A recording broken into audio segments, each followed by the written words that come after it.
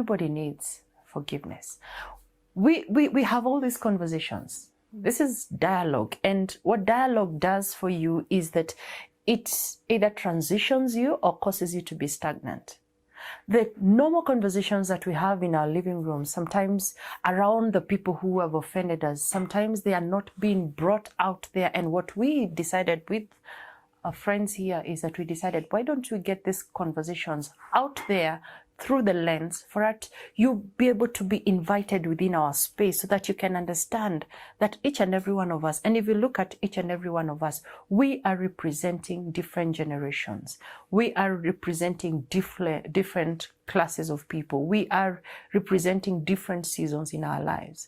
She could be in her summer. I could be in my winter. She could be in her spring. I could be in my autumn. None of us are in the same. And whatever it is that we receive, there's a certain way that we are receptive of that. And I'm praying that the stories we are going to share here are testimonies that we are going to share. This for us is ministry because we have been receptors of forgiveness. We have been people who are giving forgiveness. And look at us, we are women. Some of us are newly married, not married, unattached, whatever it is you want to call it is up to you. But we are all in very different seasons in our lives. But guess what? We are within the same space. And if you're right there and you're saying, hey, you know what? This might actually be for me. It's a good thing. Because our testimonies is just not about stories. It's about life, where we have been, where we are, and where God is taking us. So without much further ado, I'd like to introduce this is part of my space, part of my life. People who are your kawaida people, you know. There's no expert here to life. None of us has an expertise to life. And what I love about Wanga Connect is that we are bringing our experiences. Nothing is scripted. All of it is authentic because what we want you to do is, there's something that never leaves us, is experience.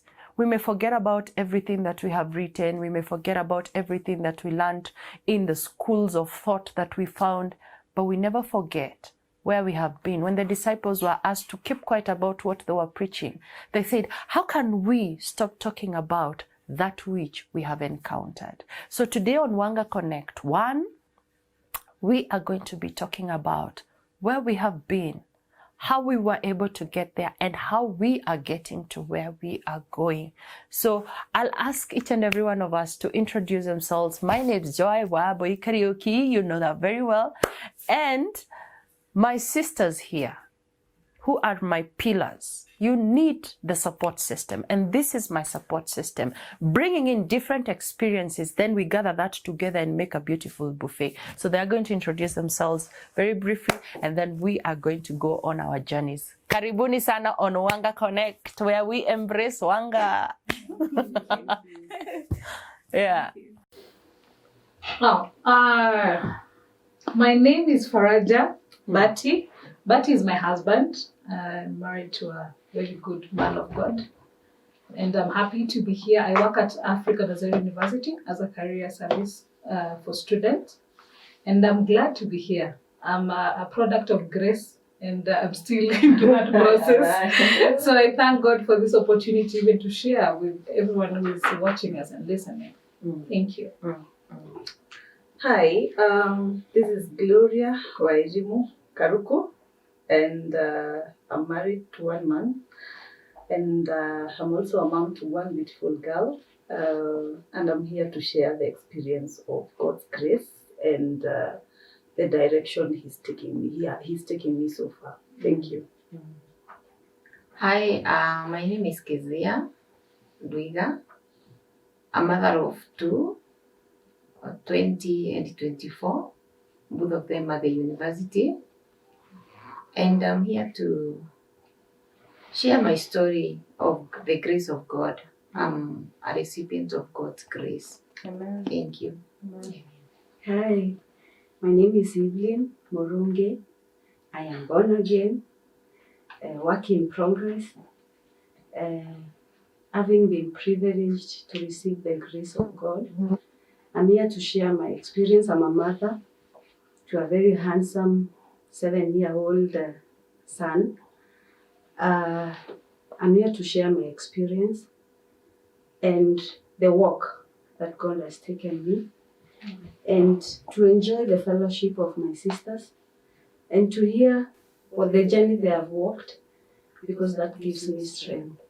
Amen. Amen. There you go. You have heard it for yourselves. And you are looking at people who... One thing that was consistent about all this is that we are all recipients of grace. There are times when you look at your life and you wonder, really, like what we were having that discussion about, like you start wondering to yourself, like, I don't know who can say here has been a recipient of forgiveness. I have been a recipient of forgiveness. So many times I have sought to be forgiven. And I think we can all agree that we have been within the space where we have been in need of forgiveness. But it is never the same. It's always at the place where you're looking at it and you're thinking, but I'm the one who has been offended. I don't know who can share that experience, because if I start talking, none of you will speak. I've been at that place where I'm thinking, no, I have justified my offense. I don't know, maybe Keziah, would you like to go? Yeah, I've been there several times in different occasions. And one thing I've learned about forgiveness is that you are not doing it for the other party that has offended you. Yeah. You're actually doing it for yourself. Mm-hmm. And the earlier you do that, the better for you. It becomes easy. Yeah. Because when you live with unforgiveness, it's actually you are doing more harm and more. You are hurting yourself more. And the other party may not even understand where you are at that moment. Sure. So you find that until you find it within yourself, you have a conversation within yourself, and you choose and purpose to forgive. Yeah. That is the only time that it can be easier for you. Yeah. And let me ask, can you probably define for us in your own terms? Because viewers, what we said about Wanga Connect is one of the things that you notice that none of us here is an expert. Like you would be thinking that the first thing we do is we want an expert. I'm a minister, I'm a pastor. And what I do is there's nothing the expertise there. I'm a minister. Kazi yangu ni kufagia kazi ya Mungu. That's what we do. But when we talk about that authentic and unscripted value, how would you define forgiveness? And even anybody else here would want to interject and say, how would we define forgiveness? In our own ways, in our own terms. For me, the way I understand forgiveness is when you forgive, you let go, regardless of the hurt or the pain that has been inflicted on you. You let go and you forget about what the other party has done to you, and you choose to move on, leaving the pain behind. Who else would like to? I think for me, forgiveness, in one word, I would say it's freedom. I agree as well. It's freedom that whether I know how much they've hurt me or not, I am set free. I set the person free. I set myself free. So it's freedom for all of us. For me, that's what I would say. Forgiveness. That's it. It's freedom. Glo? Mine is reflecting on it, like, is it useful to me? Is it helping me? If I put the grudges in my heart, and I see you and I feel pain and I feel mother than a lot of them, is it useful? If it's not useful, I put it out. I choose what to put in my bag, which is my heart. So do you throw it to the other person? No, I trash it. Kabisa. When you let it go, where do you take it? That's the thing we need to start asking. Bora haiko on me. Yeah, it's gone. Bora siki. So you don't care whoever picks it is your own By the way, problem. bora imeniondokea. That's it. That's me. You see, that's the thing we need to start moving to. That's the thing. I like Whoever picks it. bora imenitokea. That's their business. That's the reality. You know, Yeah. I think to me is by first accepting. Yes, I've been hurt, Yeah. and it's painful.